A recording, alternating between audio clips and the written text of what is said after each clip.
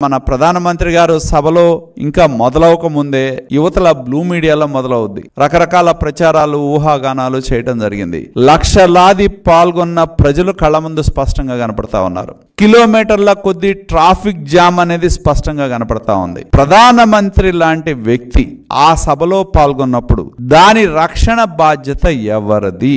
రాష్ట్ర పోలీసు యంత్రాంగాన్ని కదా. జనం వేదిక వైపు తోసుకొస్తా ఉంటే నియంత్రించాల్సిన బాధ్యత స్థానికంగా ఉండే పోలీసు యంత్రాంగానికి ఉందా లేదా?